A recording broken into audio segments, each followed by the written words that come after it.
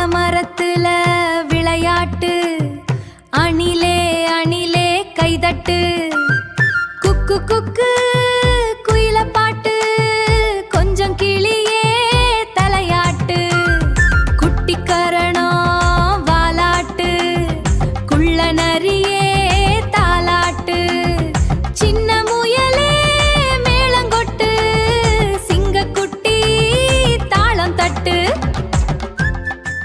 வணக்கம்.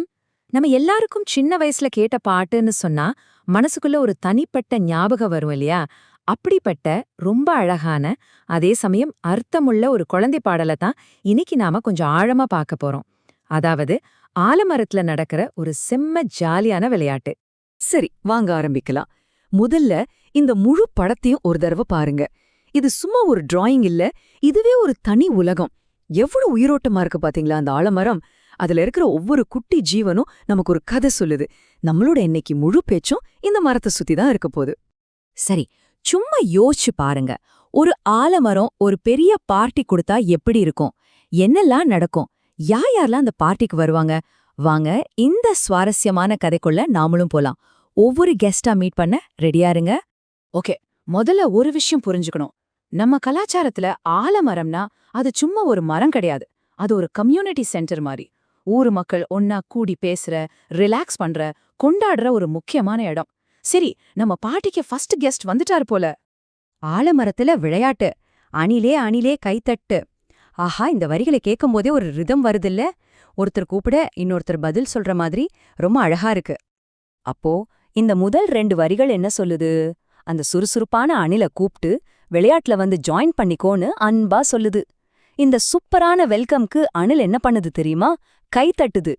சரி, இந்த மரத்துல அந்த குட்டி அணில் எங்க இருக்குன்னு உங்களால கண்டுபிடிக்க முடியுதான்னு பாருங்க பார்க்கலாம்.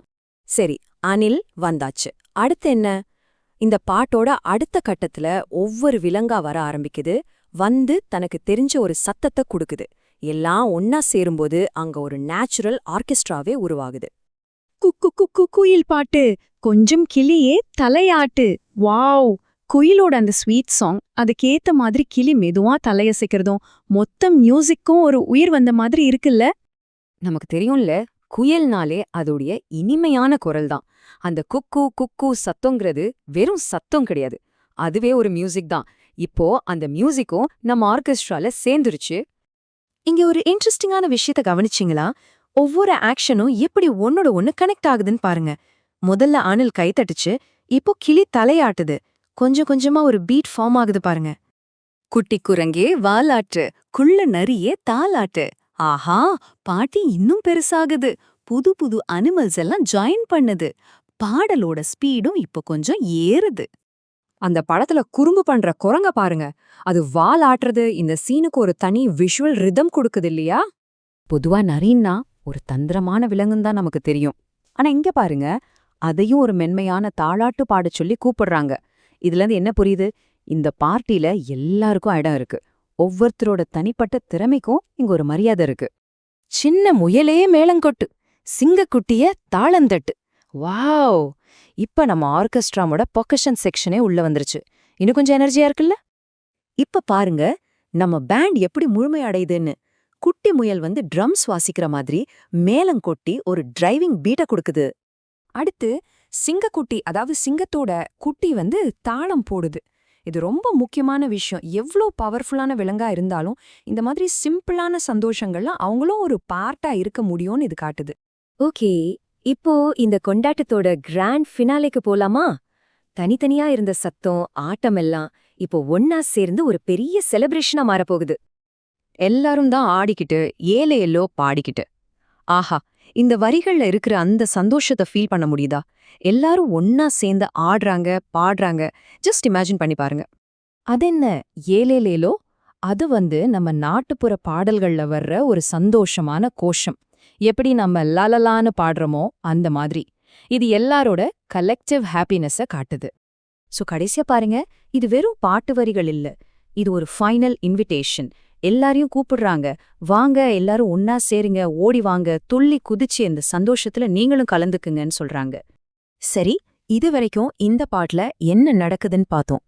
இப்போ இதுக்குள்ள ஒளிஞ்சிருக்கிற ஆழமான அர்த்தம் என்ன?